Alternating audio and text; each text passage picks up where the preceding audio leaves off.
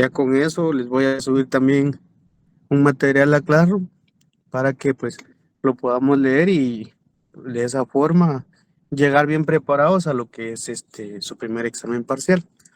Lamentablemente pues yo hubiera querido seguirles dando clases, ¿verdad? Pero ya solo tenemos el día de hoy porque el día de viernes entiendo que ustedes tienen examen. El día lunes de la otra semana pues lo veo algo difícil y el otro viernes pues ya de nada serviría que les demos clases porque ya el examen pasaría el día jueves. Entonces, eh, tentativamente el examen lo tenemos a las 7 de la noche, de 7 a 8 de la noche porque es día jueves. Es el segundo horario de la semana que nos toca clases, o sea, es como que fuera viernes, ¿verdad? Ahora bien, no creo que sea antes porque entiendo yo que hay otros compañeros catedráticos que también tienen su examen ese día de Civil 4 y pues si no tenemos espacio por la cantidad de alumnos que somos, pues me imagino yo que a las 8 de la noche nos van a habilitar a nosotros un espacio. Entonces vamos a esperar a que se terminen de conectar todos a las 6 menos 10 y vamos a continuar con la clasificación de los contratos. Por favor, compañeros. Tenemos lo que eran contratos,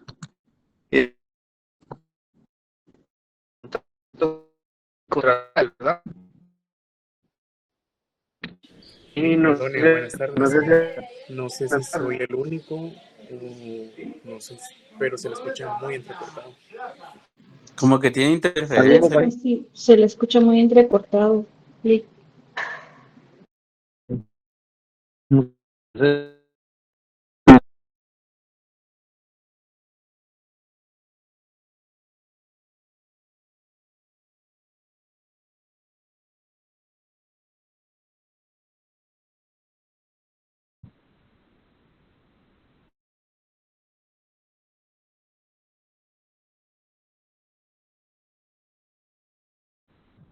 Alguien que responda, por favor. Ahora sí, Lick. Hasta ahorita se lo escuchó bien. Se le escucha bien. ¿Se escucha? Sí,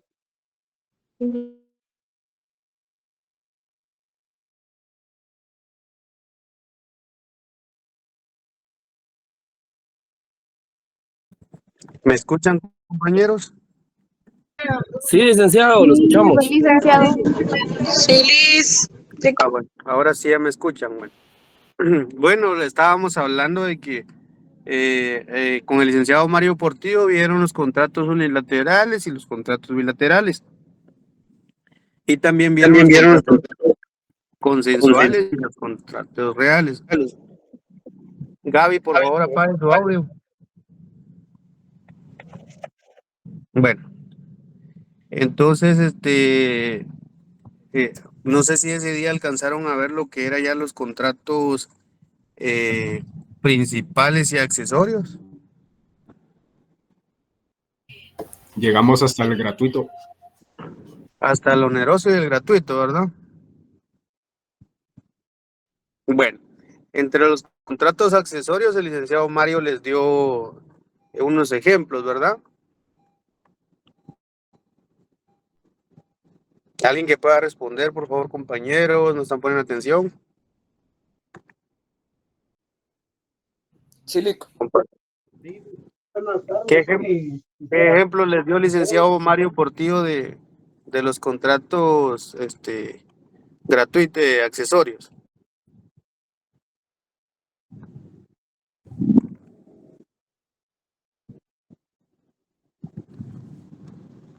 Compañeros, ¿me están escuchando?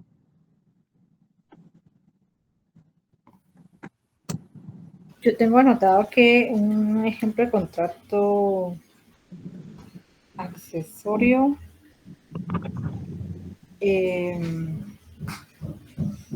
pues en sí nos dijo que carecen de identidad propia y no tienen un fin propio. Sí, los contratos Pero accesorios, recordemos que no los nos dio contratos tanto. accesorios nacen por un contrato previo, que es el contrato principal. Por ejemplo, un contrato principal es un contrato de arrendamiento y un contrato accesorio es un contrato de subarrendamiento. Bueno, para que pueda existir el contrato accesorio debe existir un contrato principal. El contrato principal tiene un fin propio e independiente, ¿ya? De esa clase son la mayoría de los contratos regulados en el Código Civil. Ahora los contratos accesorios son los que no tienen identidad propia y no tienen un fin propio e independiente. Anoten ahí esas preguntas de examen, las clases de contratos en el Código Civil accesorios.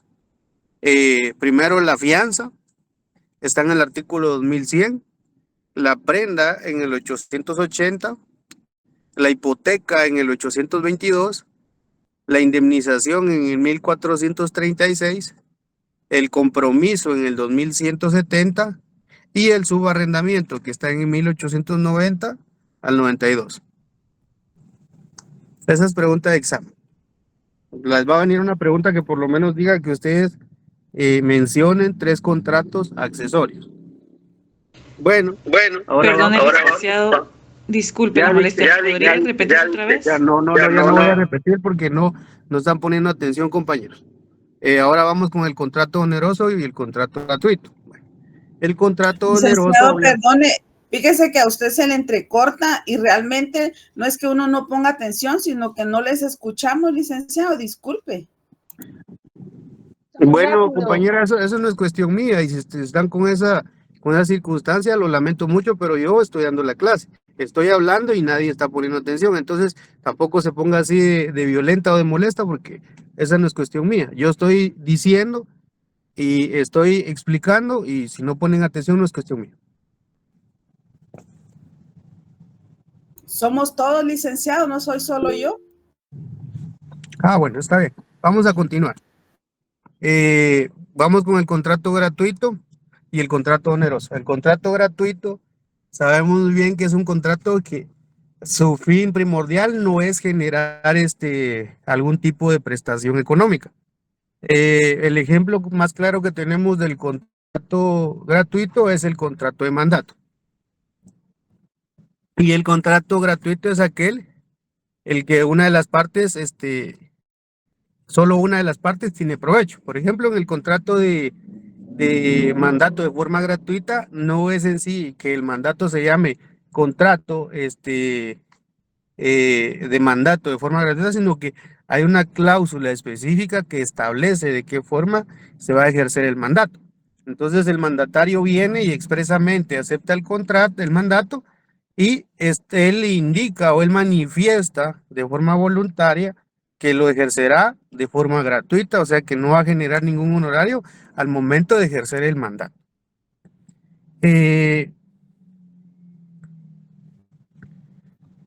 Por ejemplo,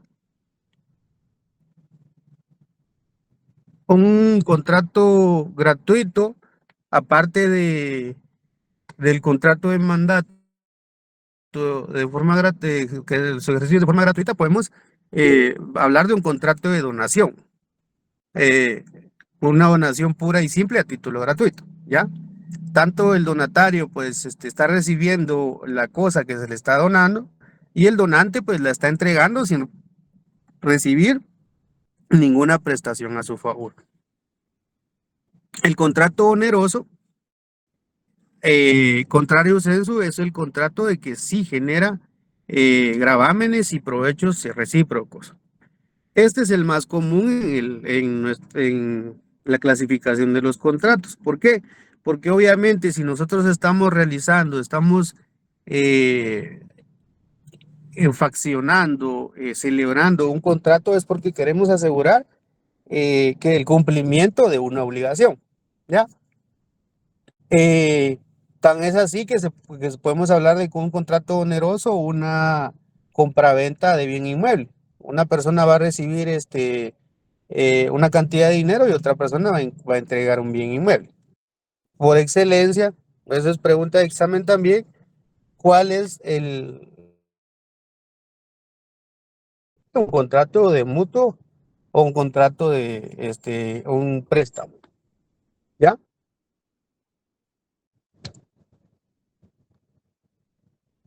Vamos ahora a lo Ese es que del son los... contrato oneroso, Lee.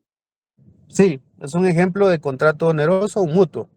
¿Por qué? Porque una persona está entregando dinero y a esta persona le tienen que devolver dinero más intereses, ¿ya?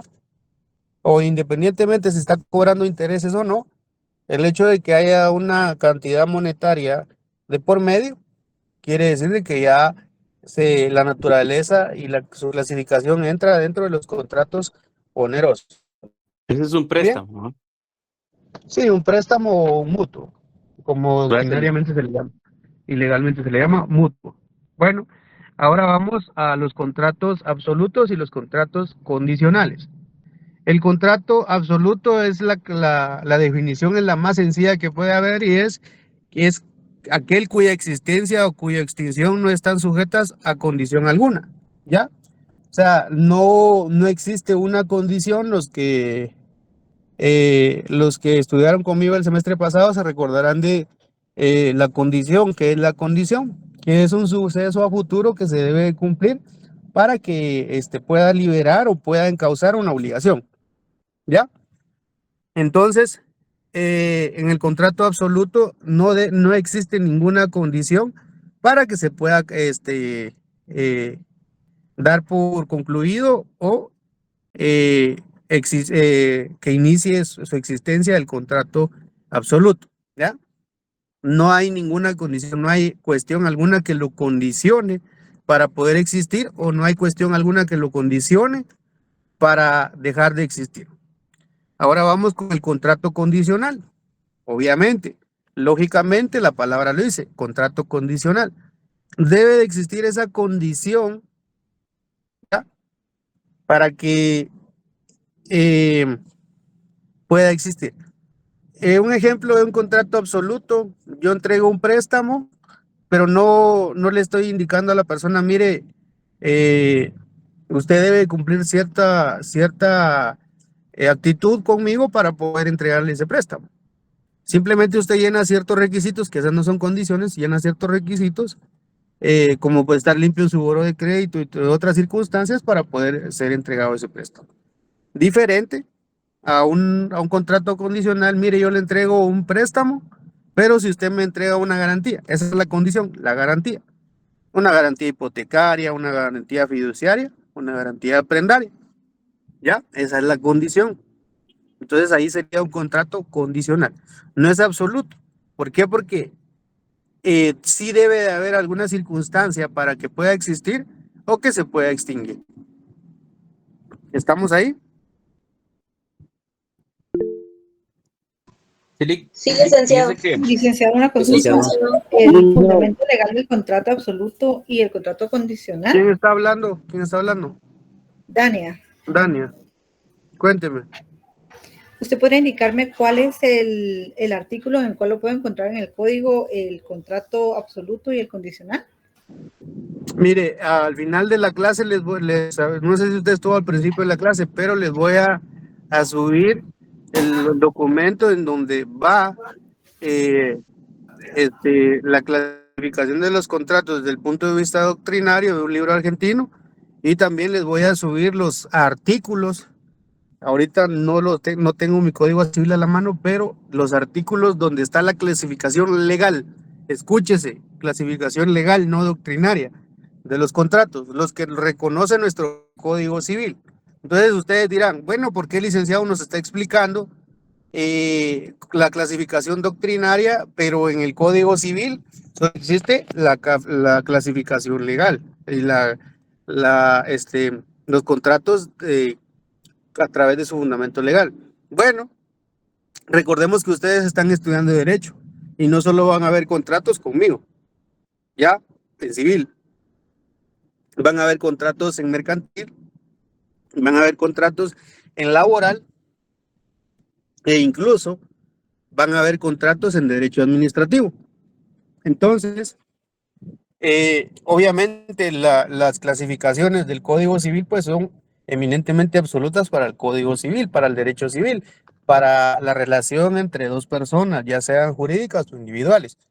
Pero si usted en algún momento va a ser patrono, pues usted debe saber cómo se va a desempeñar un contrato de trabajo, cómo se va a desarrollar. Si usted es comerciante, tiene que saber qué tipos de contratos mercantiles existen. Entonces, por eso es que la clasificación doctrinaria es mucho más amplia. Volvemos al tema. No sé si ahí está resuelta su duda, Dani. Sí, muchas gracias, licenciado. Bueno. En el 1274 habla de la condición. Alguien que me lo pueda leer así rápido. Si no hay nadie, pues continuamos. Por favor, alguien que me lo lea rápido.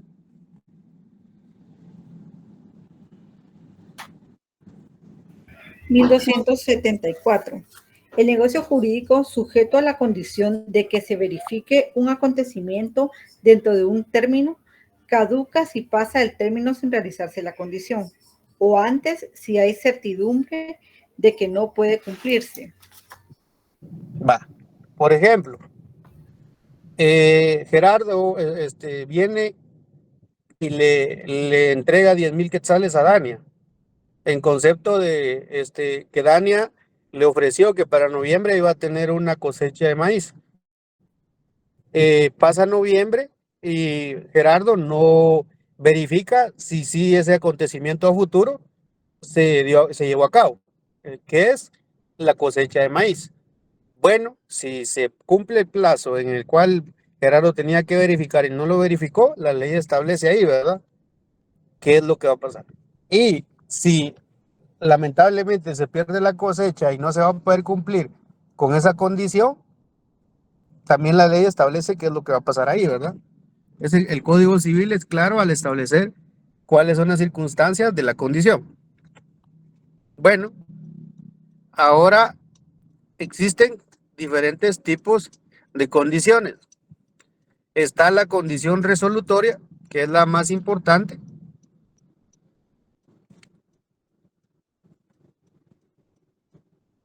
¿Qué es la condición resolutoria?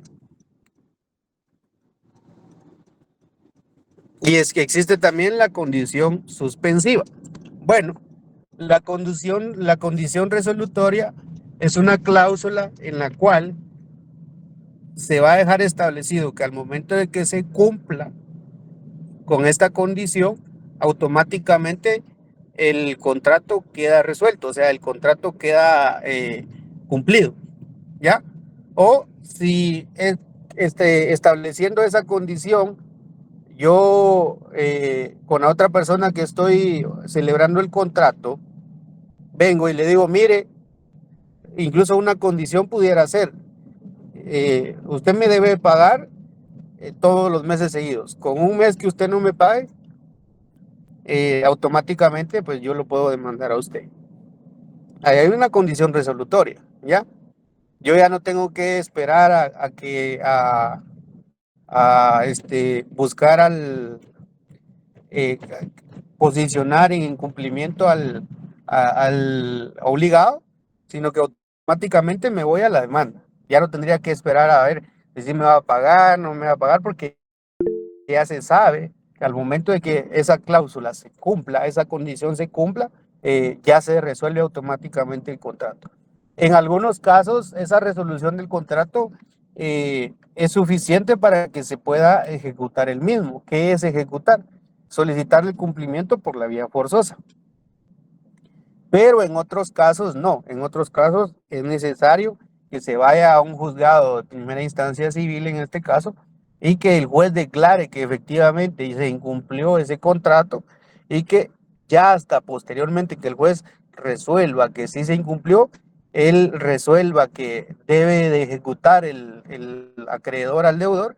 Hasta en ese momento, imagínense todo lo que hay que ir a, la gran vuelta que hay que ir a dar solo para ejecutar a una persona a que cumpla con la obligación, o para que pueda ejecutar la garantía, ¿ya?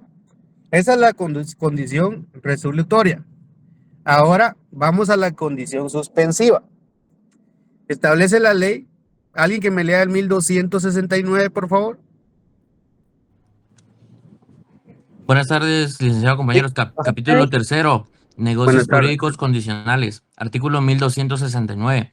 En los negocios jurídicos condicionales, la adquisición de los derechos, así como la resolución o pérdida de los ya adquiridos, depende del acontecimiento que constituye la condición.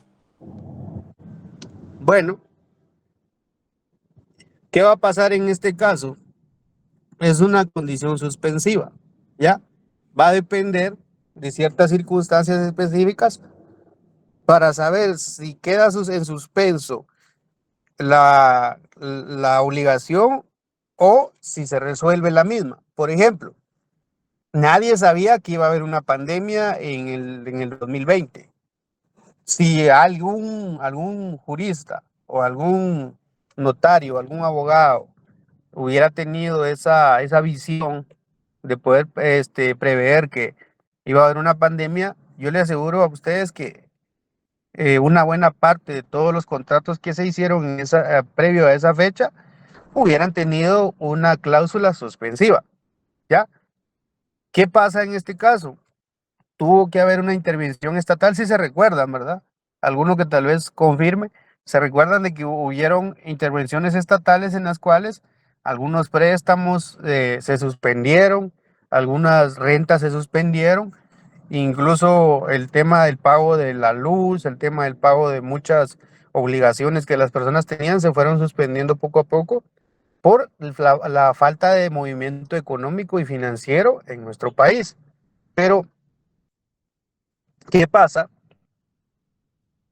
Vuelvo a decírselos, en la mayoría de los contratos no había una cláusula de una condición suspensiva.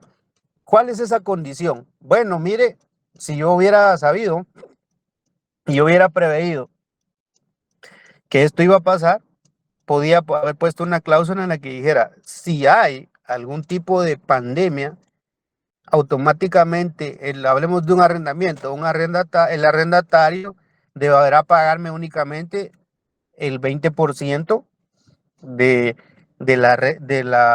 pago de la renta al que está obligado. Va. Eso es en el caso de que yo estuviera viviendo en un bien inmueble, pero no tengo cómo generar ingresos, ¿verdad? Entonces solo se me va a estar yo como arrendatario solo voy a estar percibiendo una cierta cantidad. ¿Qué prefiero? ¿Que me paguen una cierta cantidad o que no me paguen nada y que me toque quiera mandar al inquilino o al arrendatario para que me desocupe el bien inmueble? ¿Qué preferirían ustedes? Va. Pero en Mejor este caso, un poco de todo que un todo de nada. sí, ¿verdad? Un 50% de algo que 100% de nada. Bueno, ahora bien, ¿qué pasa? ¿Qué pasa si viene, en este caso, pues estamos hablando de una vivienda familiar? Y obviamente alguien tiene que tener dónde vivir, ¿verdad? Porque no puede ser un homeless, ¿va? Una persona sin hogar. Bueno, pero ¿qué pasa en el caso de las bodegas, en el caso de los centros comerciales? Que obviamente si cerraron todo el centro comercial, si cerraron el país, aunque él hubiera tenido la voluntad de generar esos ingresos, de ir a abrir todos los días su local, no podía. Entonces ahí pudo haber otra condición suspensiva, en la cual por cuestiones ajenas a su voluntad, se veía en la obligación y en la necesidad de acatar la orden estatal de no abrir. Ya, no sé si me logran entender en esa circunstancia, que alguien me confirme, por favor. Y con los bancos lo que hicieron fue de que dieron periodos de gracia. Incluso solo se pagaban los intereses. Exactamente, entonces para el pago de las cuotas a capital se dio un periodo de gracia por un tiempo prudencial hasta que los deudores pudieran generar flujos suficientes para poder hacer la cancelación de las cuotas a capital.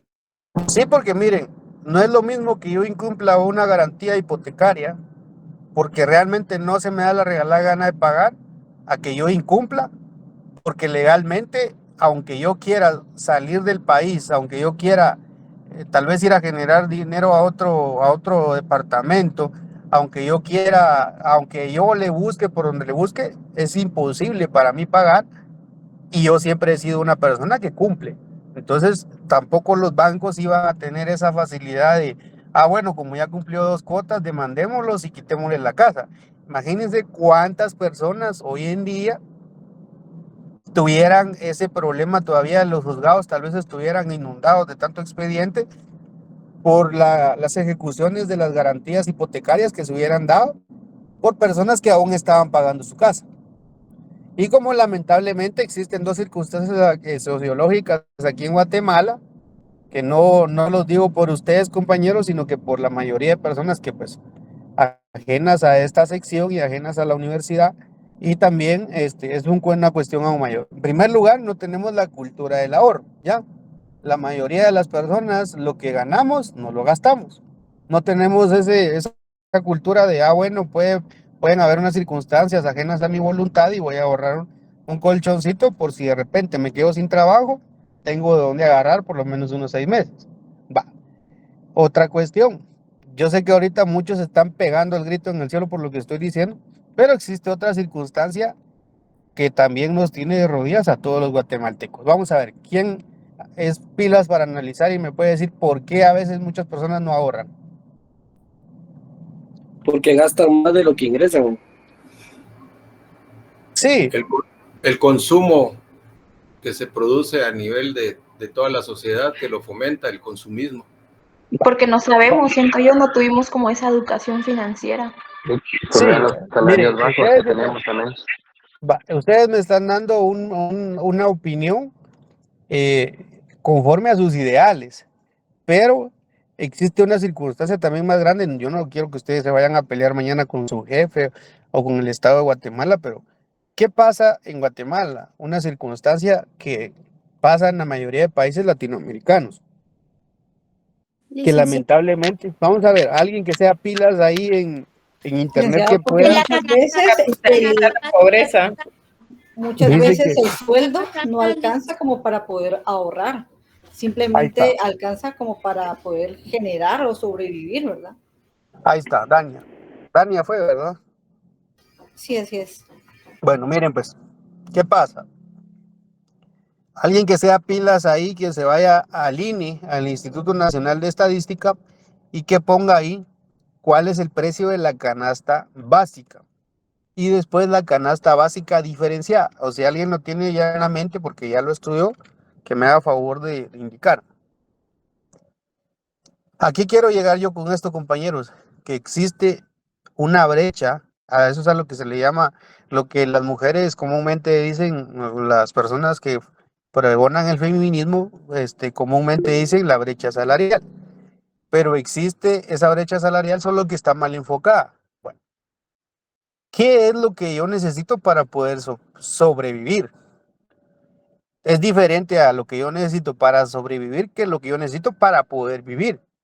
En Guatemala, lamentablemente, estamos sobreviviendo. La mayoría de los sueldos solo sirven para sobrevivir, no sirven para vivir, no sirven para dar una vida digna, por dos circunstancias, porque la canasta básica está demasiado elevada o porque el sueldo está demasiado bajo.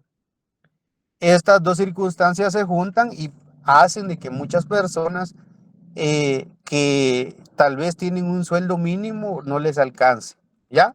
Muchas veces se utiliza los ingresos financieros familiares o se juntan todos los ingresos y para mí es una mala jugada que algún banco venga y le diga a usted, mire, usted quiere comprar una casa, sí, va, hagamos algo, juntemos el sueldo de las 3 personas y con eso ya le sale su crédito. ¿Por qué? Porque al final la obligación tal vez va a recaer solo sobre una persona. Ellos saben muy bien y hacen estudios en los cuales saben con qué sueldo una persona sí logra adquirir un bien inmueble y con qué sueldo no. Pero esta circunstancia, volviendo al tema de que si tenemos la cultura del ahorro o no, pudiera prever varios temas si nosotros celebramos contratos de diferente índole. Pero muchos no me van a dejar mentir. A veces juntamos nuestro sueldo a fin de mes, sacamos para esto y resulta que la pita no nos dio hasta donde queríamos llegar. Y pues, ¿qué va ahí? Si tenemos una tarjeta de crédito, pues sacamos un un desembolso con una tarjeta de crédito, ya al siguiente mes acumulamos esa deuda y así. Legalmente, compañeros, no sé si alguien encontró lo del tema de lo de la canasta básica, pero esa Sí, es una de las... licenciado. Por acá está ¿Cuánto es? el valor por persona para el mes de julio es de 924,59 centavos por cada persona, la básica. La básica, por cada persona. Por cada persona. Imagínense un padre de familia que tenga, bueno, hoy por hoy, pues, yo veo con buenos ojos que hoy por hoy, pues, la mayoría de personas son más responsables en el tema de traer hijos al mundo. Si yo tengo 2 hijos y tengo, tal vez mi esposa depende de mí, yo tengo 3 personas. Eche pluma ahí, 900 y fracción por 3, estamos hablando de 2.700 quetzales aproximadamente, 2.800. ¿Qué pasa? Aparte de eso, tengo que sacar yo, bueno, que en lo de la canasta básica creo que ya va incluido el tema del arrendamiento, cuestiones básicas, pero una plataforma de streaming, una plataforma de contenido, de películas, ¿sí? Lo que pasa es que para eso, según el INE, tiene contemplado también la canasta básica alimentaria urbana y la rural. Y aparte está una canasta básica que es ampliada, que ya entran, digamos, asuntos como lo que usted mencionaba, ¿verdad? Las plataformas, el tener un teléfono con línea. Entonces, Internet, todo eso, ¿verdad? Porque... Ajá. Bueno, ahora yo les pregunto, compañeros, ¿será que el Estado de Guatemala está cumpliendo con lo que establece la ley del organismo judicial en su artículo 3º, como lo es el tema de que nadie puede ser ignorante de la ley, y que todos tenemos obligación de saberla? Primero que nada, pues no hay alfabetización en Guatemala.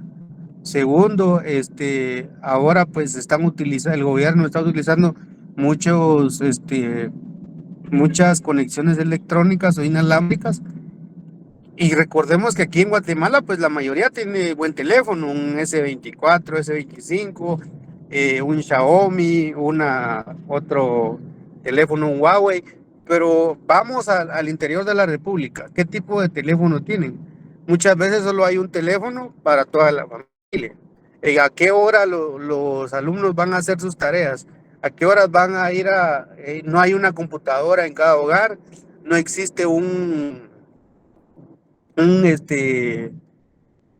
no existe una red de internet que nos permita poder sacar ciertas investigaciones. No existe una impresora para poder imprimir, que es lo que hacen muchas veces los menores de edad. A veces solitos se les toca que ir a sacar impresiones a otro lado donde les presten ese servicio. ¿Y qué genera eso? Recordemos que los índices de violencia están elevados. Pero ¿a qué quiero llegar yo con todo esto, compañeros? Es parte de las resoluciones, ya sea suspensiva, de la condición suspensiva, de la condición resolutoria. ¿Por qué? Porque aquí en la universidad nosotros tenemos que romper ese ciclo. Bueno, yo no ahorraba, pero ahora lo voy a intentar hacer. Encima de todo lo que nos está yendo mal, encima de lo que nos está costando, tenemos que lograr ver que en un futuro no nos pasen esas circunstancias. ¿Cuántas personas de aquí, pues ahí sí que se los digo con mucho respeto, tienen más de alguna deuda, que se metieron alguna deuda por algún electrodoméstico, por algún libro, incluso por educación de sus hijos, ¿verdad? Yo no peleo con eso, es más, lo aplaudo, pero existen muchas circunstancias que no nos permiten movernos libremente en nuestro desarrollo integral, que la Constitución Política de la República lo prevé y lo regula, pero y lo garantiza incluso. Imagínense que la Constitución Política de la República de Guatemala garantiza derechos. Ni siquiera solo los regula, sino que no solo los establece, sino que los debe de garantizar por ser la ley suprema. Bueno, ¿qué pasa si nosotros nos vamos a topar con una condición suspensiva o una condición resolutoria en un contrato condicional? Al final y al cabo, lo que nos va a permitir saber si estamos ante condición suspensiva a una condición resolutoria es la doctrina. En la ley a nosotros ya vimos en el 1268, si no estoy mal, y en el 1274, qué es lo que indica lo de la condición suspensiva y la condición resolutoria. Pero ya también sabemos cómo interpretar los contratos. En la misma ley, en el Código Civil, establece ciertos artículos de cómo interpretar los contratos. Pero no podemos nosotros venir a decir, ¿a qué se refiere una condición suspensiva, una condición resolutoria, si no tenemos esa noción de lo que está pasando en nuestro país? La pandemia sabemos que fue a nivel mundial y la pandemia generó muchas modificaciones a diferentes contratos. No sé si alguno de aquí, de ustedes, y se lo pregunto con mucho respeto, no quiero indagar en su vida personal, pero tal vez que alguien, si tiene, ahí sí que si pudiera compartirnos, si de repente a esta persona tal vez le modificaron el contrato, porque yo sí he visto muchos casos en donde después de la pandemia llamaron a muchas personas a modificar los contratos. ¿Por qué? Porque no se tenía previsto este fenómeno social y, como le dicen, va la nueva modalidad, a tal punto de que sí tuvieron que cambiar varias cláusulas en algunos contratos. ¿Alguien tuvo alguna experiencia o escuchó alguna experiencia de esas? A mí le cuento, el contrato laboral que teníamos en la empresa, nos redujeron el 10% del salario que teníamos asignado. Fue temporal, pero sí lo aplicaron por 3 meses y nos pidieron que dejáramos constancia de esa modificación en el contrato. Por 3 meses, 10% menos de los ingresos. ¿Y después se lo remuneraron o ya no se lo remuneraron? No, ya no, porque esa era la condición en ese momento y luego ya nos regresaron el sueldo que teníamos antes de esos 3 meses, pero esos ya no los regresaron. Vale, le voy a dar un tip, eso anótelo. Y cuando el día que a usted le den las gracias, usted decida irse, eso entra dentro de su pasivo laboral. ¿Algún otro compañero? Yo creo que esa parte también mencionaba el compañero. Yo sí lo observé con ciertos amigos, pero laboralmente lo equiparaban con el tema de que se quedaran en la casa, ¿verdad? Por ejemplo, redujeron el salario, pero también tenían no sé cuántos días a la semana ellos se presentaban a laborar. O sea, ya no era obligatorio que estuvieran de Le lleno redujo laborando. la jornada de trabajo. Exactamente. Va. Yo trabajo en banco, yo no sé si esta situación, por ejemplo, de un contrato de una condición resolutoria, podría ser, yo lo veo casi que a diario dentro de el Consejo de Administración emite resoluciones para la aprobación de los créditos. Ajá. Y hace mención en la resolución de aprobación a condiciones previas a la formalización, condiciones previas a los desembolsos, que muchas de estas condicionantes migran al documento de formalización, a la escritura pública. Por ejemplo, le podría decir yo que dentro de las condicionantes está que como la garantía va a ser, el deudor tiene cierto plazo para presentar las inscripciones de la garantía a favor del banco. Podría ser una condición previa al desembolso. Entonces, yo veo este tipo de condicionantes, pero sí las he visto que las consignan dentro del documento de formalización. Sí, así es, mire, pues, recordemos que todo va establecido en el contrato, porque al final, ¿qué estamos estudiando aquí? Mire, lamentablemente este curso no va aunado a lo que es Derecho Notarial 4. Va únicamente lo que es la teoría de los contratos, pero no va a práctica, porque la práctica quedemos en que la práctica es eminentemente notarial. Pero, cabal, lo que usted estaba diciendo, mire, en mayo, yo fui a celebrar allá a Zona 9 un contrato en el cual una cliente, eran pareja, unos clientes querían comprar un bien inmueble aquí en Terranova, en Villanueva. ¿Qué pasó? Viene el cliente y le entrega 200,000 quetzales a la vendedora. Viene la vendedora, recibe esos 200,000 quetzales y en escritura de compra-venta se establecía de que la venta era por 720,000 quetzales. Bueno, entonces, ¿por qué solo le dio 200,000? Porque se firmó un contrato de garantía hipotecaria, mutuo con garantía hipotecaria, en el cual el bien inmueble sí iba a pasar al nombre de los compradores, pero el desembolso se iba a hacer directamente a la cuenta de la vendedora, ¿ya? Y la condición, lo que estaba diciendo el compañero ahorita, esa es una condición clásica, ahí sí es un ejemplo clásico. Bueno, no le hago el desembolso hasta que yo no vea que la garantía ya está a mi favor, dijo señor don banco. Hasta en ese momento le voy a hacer el desembolso, pero no se lo voy a hacer a usted. Va a tocar su cuenta para que quede el registro de que sí se le desembolsó a usted, pero automáticamente se va a hacer una transferencia y le pidieron unas cartas para que ella las firmara, de que ella autorizaba, de que al momento de que el dinero tocara el piso de su cuenta, automáticamente se trasladara a la cuenta de la señora vendedora. Ese es un claro ejemplo de una condición, un contrato condicional. ¿Qué tipo de contrato condicional es esto? ¿Es suspensivo o resolutorio? Ahora voy con otro ejemplo. ¿Se recuerdan? No sé si a ustedes el otro día les conté de un caso que yo tuve con otro mi cliente, amigo mío también, muy cliente y muy amigo, en el cual a él le iban a hacer un desembolso en casi 900,000 quetzales para la construcción de su casa. ¿Qué hizo él? Llevó al banco las escrituras del terreno que él tenía, un terreno baldío en ese entonces, y le llevó un proyecto.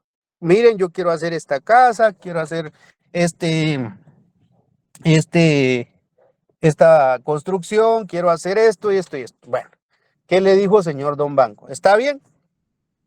Hágame un avalúo de la casa, del terreno ahorita, y yo le voy a desembolsar 250,000 quetzales. Cuando usted ya me lleve todos los cimientos de la casa, vamos a hacer un nuevo avalúo y usted me da otros, yo le doy otros 250,000 quetzales. Cuando usted ya esté blanqueando las paredes y poniendo la porcelana, yo le entrego la última cantidad de 250,000 quetzales.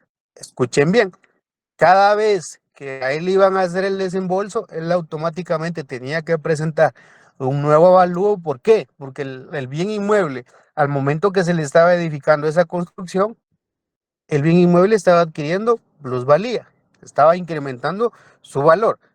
Ese es otro ejemplo de un contrato condicional. No le hago el desembolso hasta que usted no cumpla con esa condición. No sé si alguien tiene dudas, si no me dan unos 5 minutos, compañeros. Ahí estamos, Lick, dele.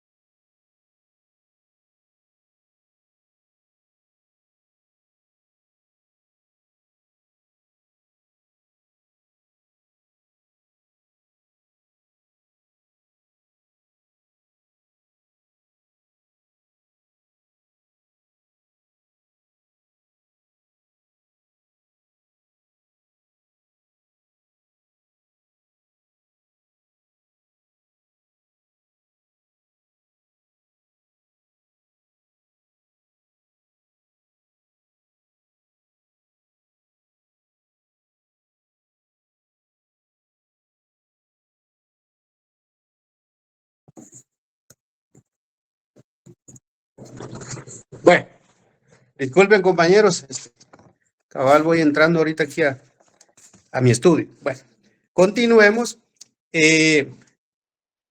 con lo que estamos platicando de la clasificación de los contratos. Ya tenemos los contratos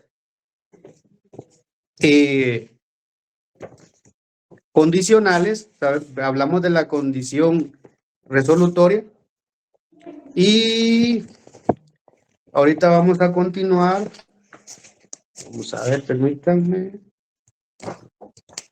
Les voy a dictar así algo rápido, esto sí lo van a anotar, compañeros. Finalidades de los contratos, principal, accesorio, oneroso, gratuito, absoluto, condicional. Condición suspensiva, condición resolutoria,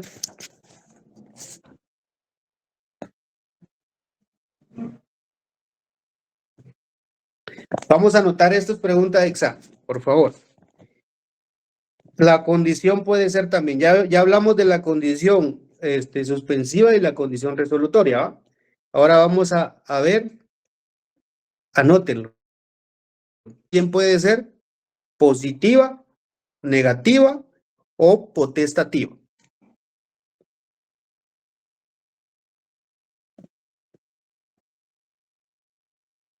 ¿Ya? Positiva, negativa o potestativa.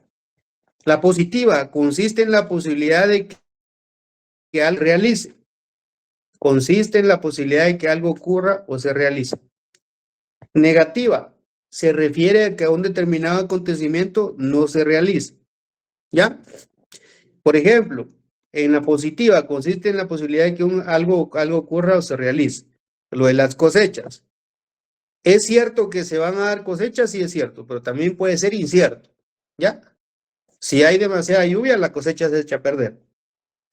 Negativa se refiere a que un determinado acontecimiento no se realice. A eso pónganle el artículo 1275.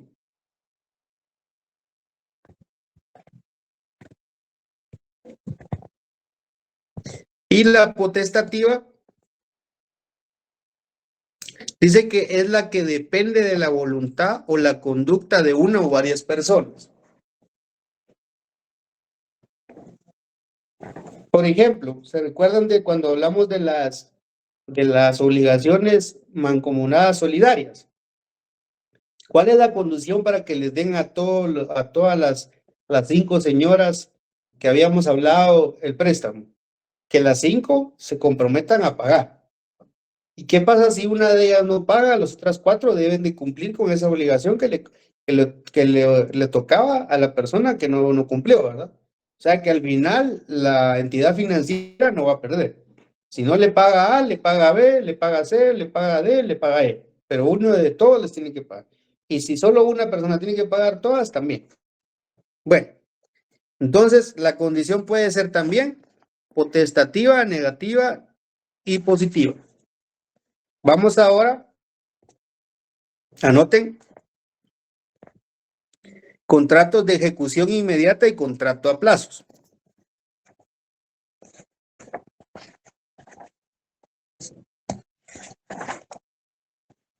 ¿Ya? Bueno, el contrato de ejecución inmediata, pues, no lo vamos a explicar tanto, ¿verdad? Es aquel que por su naturaleza o por convenio de las partes o por disposición de la ley debe ejecutarse inmediatamente después de su celebración. No media tiempo alguno entre la celebración y el cumplimiento. Por ejemplo, yo compro un bien inmueble hoy entrego el dinero y hoy me entregan las llaves, ¿ya? Incluso el vendedor me tiene que acompañar, abrir la puerta conmigo y bueno, pase, tome posesión de su bien inmueble. ¿Ya? Porque yo le estoy entregando el dinero hoy, no le voy a entregar el dinero dentro de un mes. Es posible que en casos que las prestaciones no necesitan preparación previa y cuya ejecución puede realizarse en periodo razonablemente breve. Por ejemplo, mire, yo le voy a pagar, yo le compro bien inmueble, pero fíjense que todavía tengo inquilinos ahí, va. Le doy 15 días para que desocupe, va. Es tentativamente breve, ¿ya? No hay tanto tiempo que esperar para que me entreguen a mí el bien inmueble. Ahora el contrato a plazos. Dice que el contrato a plazos es de cumplimiento diferido por la naturaleza de las prestaciones, por convenio de las partes contratantes o por disposición del ley. Escuchen bien y utilicemos la lógica. El de ejecución inmediata dice que por su naturaleza o por convenio de las partes o por disposición de la ley, debe ejecutarse inmediatamente. Y el de contrato a plazos, ese debe el cumplimiento es diferido. Contrato a plazos, podría ser una pregunta de examen, pero contrato a plazos, cumplimiento diferido. El plazo es un acontecimiento futuro y cierto que señala en el momento en que se inician los efectos del contrato. El más común, el contrato a plazos. Un contrato de telefonía, ¿verdad? ¿Qué pasa si usted tal día no paga la línea? Ya la operadora le contesta previo a que usted haga una llamada, ¿verdad? Bueno, si no, pues le cortan los servicios, ¿ya? Y usted está viendo su serie en alguna plataforma o en el teléfono y ya no lo va a dejar ver su serie. Bueno, dice que es un plazo,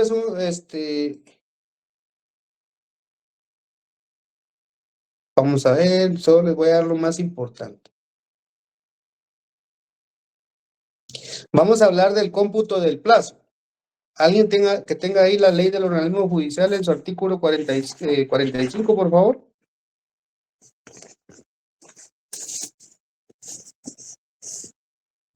Está, licenciado.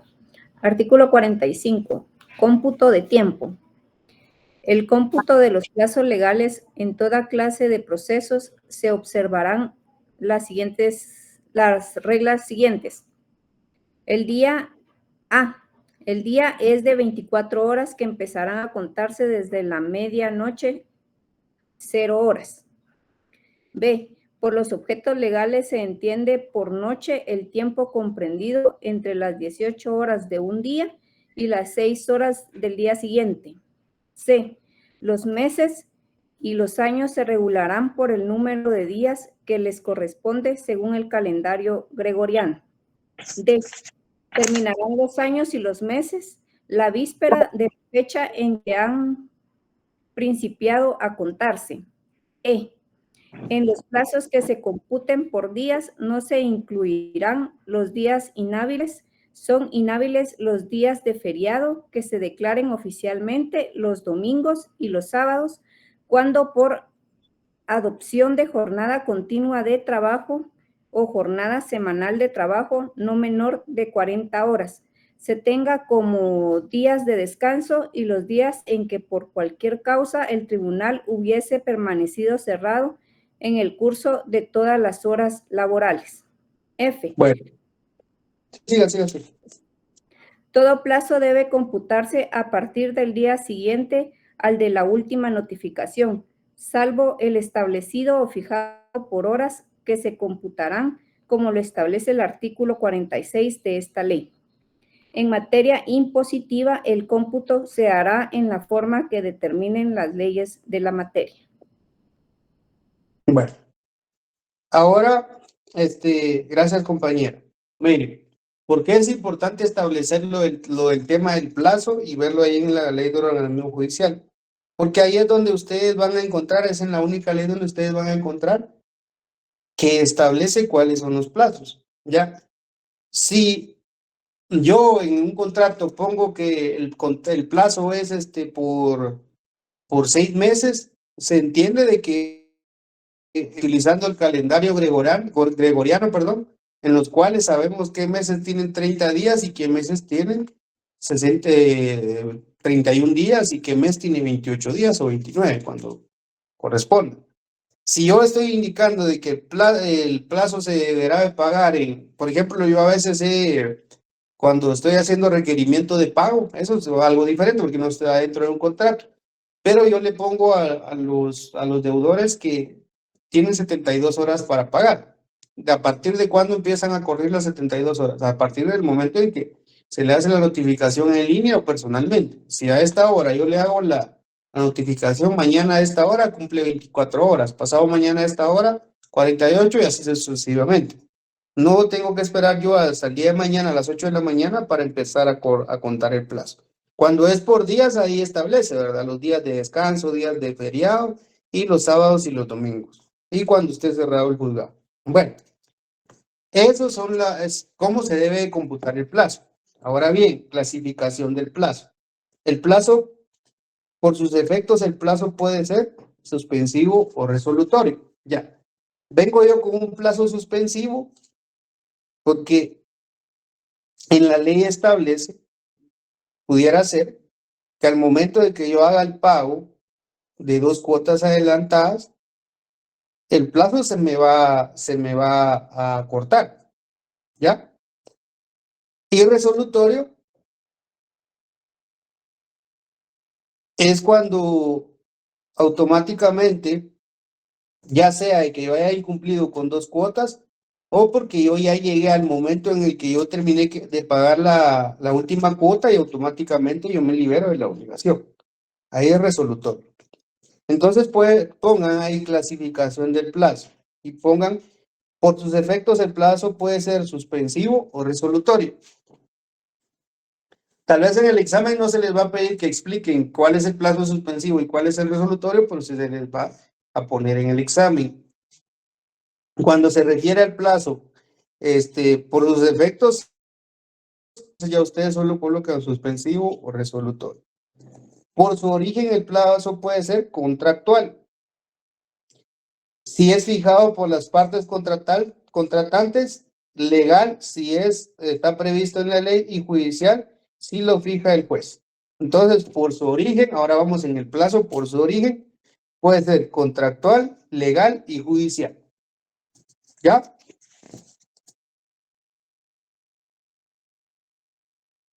Por su forma, el plazo puede ser tácito o expreso.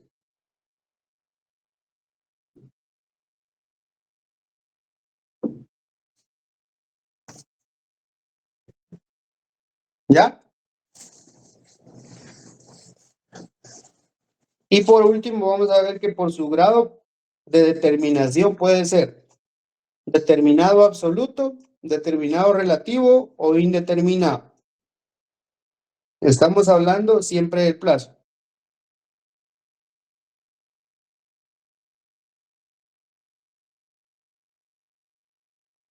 Vamos a ver el 1282, solo hagan favor de anotarlo ahí. Y ahora nos vamos a ir a los contratos de libre discusión y los contratos de adhesión.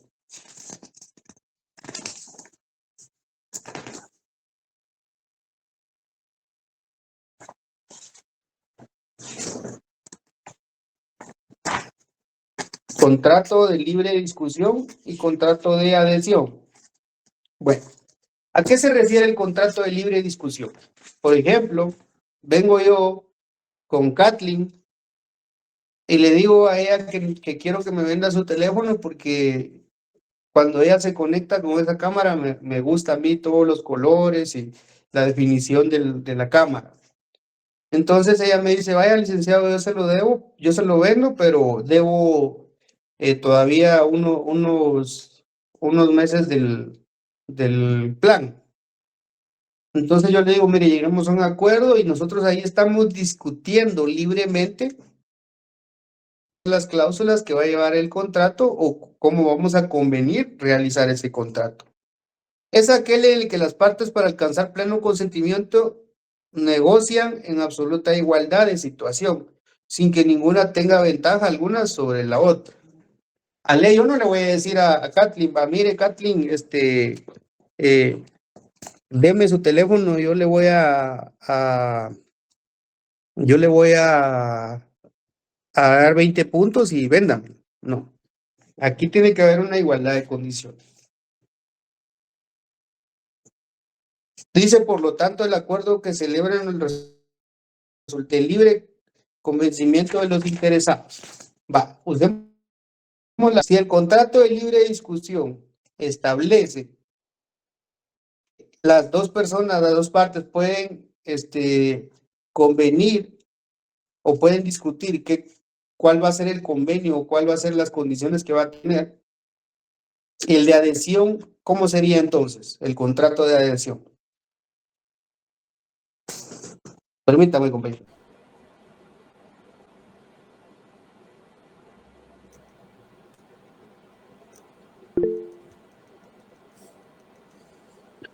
¿Cómo sería?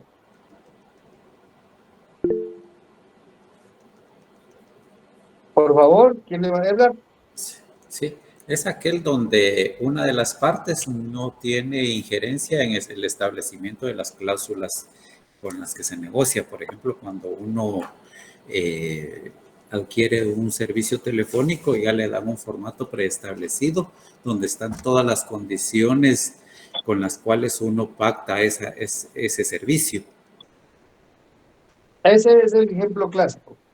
El contrato de adhesión por excelencia es un contrato mercantil. Pero hablando de temas civiles, puede ser Dania, por favor. Como el contrato que, en este caso, los 029 en el gobierno, ¿verdad?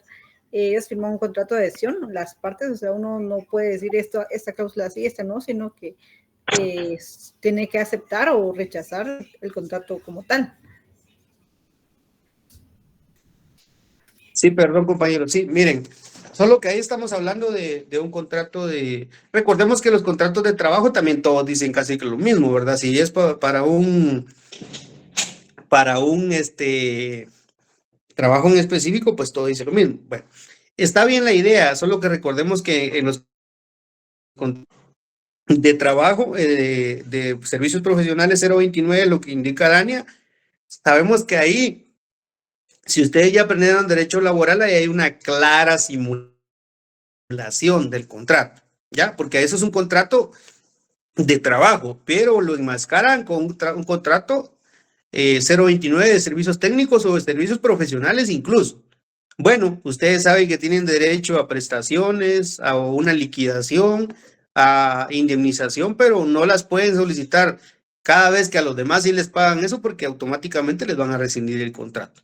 Pero al momento de que ustedes terminan la relación laboral, ustedes saben que están en todo su derecho de solicitar todos estos pagos que han dejado de percibir.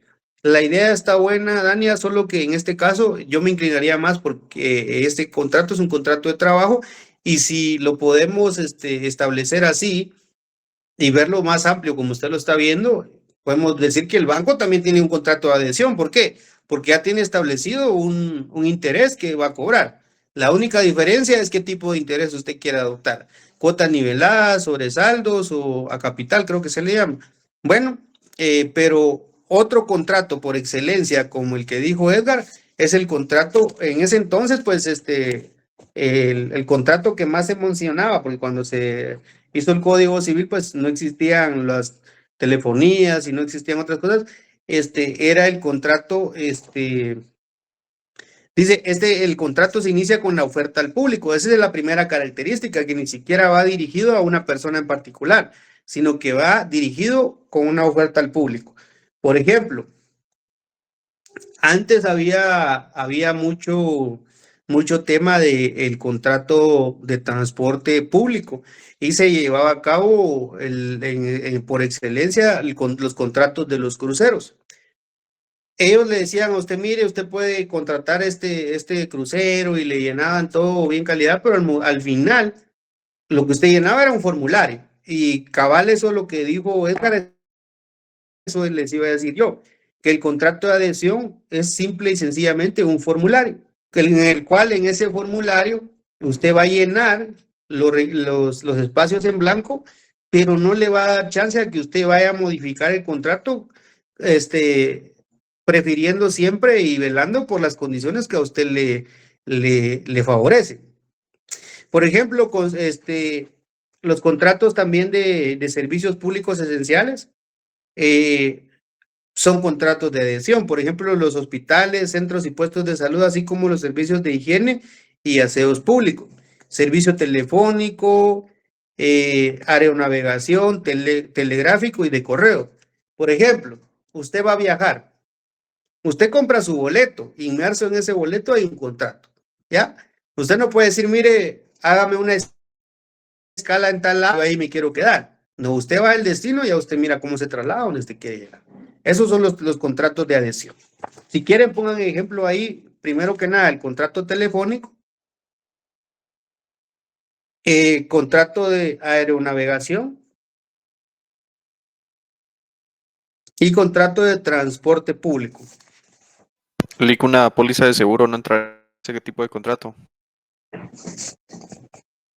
Mire, sí entraría, lo único que recordemos que una póliza de seguro, ¿cómo se lo pudiera decir? Bueno, primero que nada, pues ahí estamos hablando ya de un contrato meramente mercantil, ¿ya? Es un servicio que presta una aseguradora en el cual pues usted está adquiriendo para un futuro ser beneficiado con un riesgo, el cumplimiento y se me fue la palabra. Que a usted lo cubran con la garantía de poder es que se me fue la palabra. La cuestión está de que al final, si usted se posiciona en esa circunstancia en la cual pues usted tiene un accidente, el seguro se activa. Pero si usted no tiene ningún accidente, el riesgo no se cumple y la aseguradora no está en obligación de cumplir esa obligación. ¿Ya? Solo permítame, compañeros, que ya solo tengo 2 de carga. Ahorita me vuelvo a conectar, disculpen.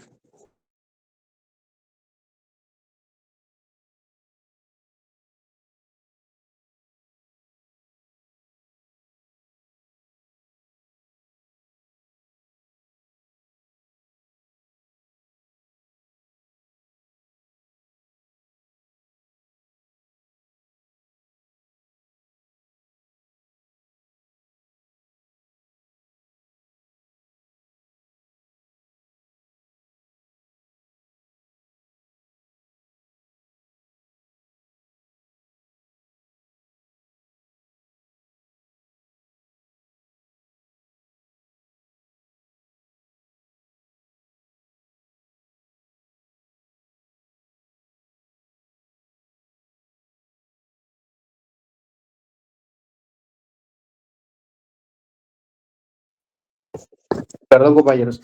Bueno, miren, pues, en el contrato de seguro que me está indicando Rogelio, es verdad. Chilic. Bueno, yo entiendo, como Rogelio trabaja en el tema de los seguros, entiendo de que ahí usted contrata ya con las cláusulas previamente establecidas. Lo que sí es cierto es de que a usted le dan un abanico de contratos. ¿En qué sentido? Mire, si usted paga esta prima, a usted le va a cubrir ciertos riesgos. Si usted paga esto, le cubre hasta seguro dental y le cubre esta circunstancia. Bueno, pero ¿qué pasa? No es de libre discusión. Automáticamente yo al estar aceptando este contrato, lo que estoy haciendo es adhiriéndome a las cláusulas que ya están establecidas. Pero en este caso, esto es un contrato mercantil, no es un contrato civil. ¿Alguien levantó la mano ahí? ¿No vi quién era? Sí, buenas tardes, buenas noches. ¿Se podría decir que en este contrato de adhesión, una de las partes no está en la condición de negociar las condiciones? Bueno, no está en la libertad de negociar condiciones. Ahí está. Ahí está, así mero. Leamos por favor el 1520.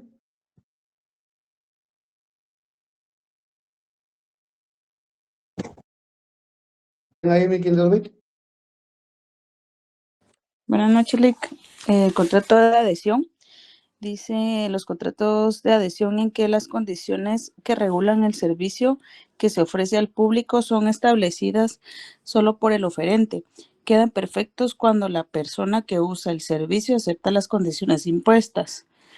Las normas y tarifas de estos negocios deben ser previamente aprobadas por el Ejecutivo para que pueda actuar la persona o empresa que hace la oferta, incurriendo responsabilidad en caso contrario cuando la variación de las circunstancias en que fue autorizado un servicio de carácter público haga demasiado onerosas las normas y tarifas aceptadas.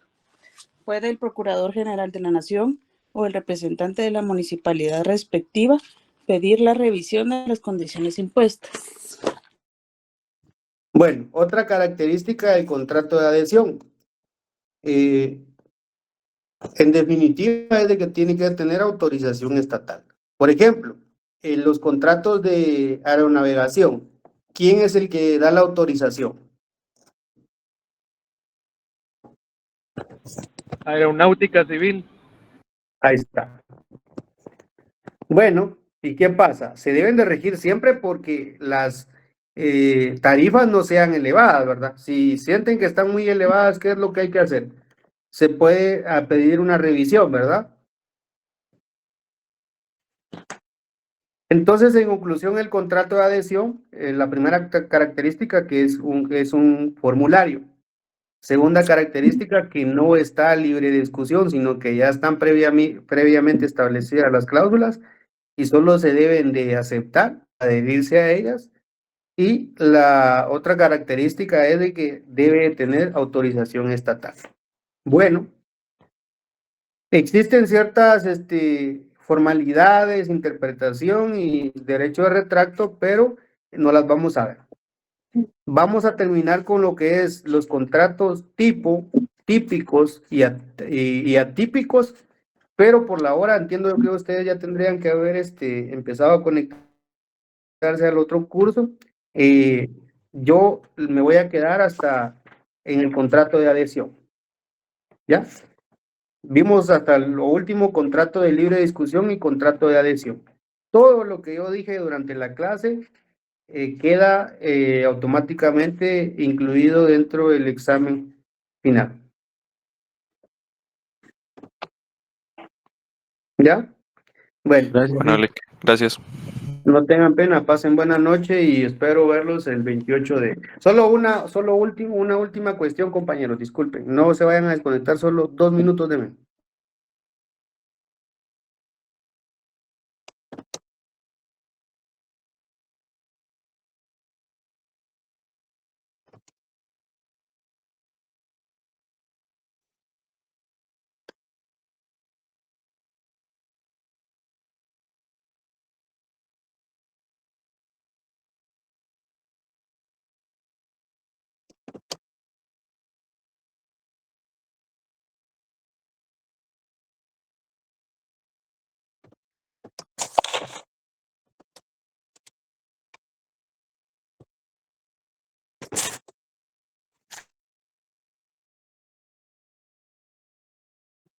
Les voy a dar la clasificación legal de los contratos.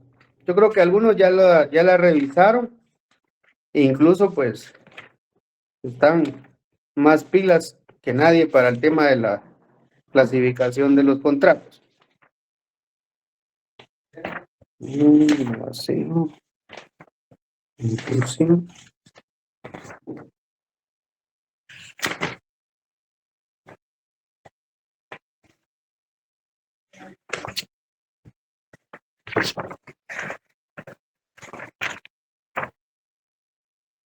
Bueno, división de los contratos. 1587.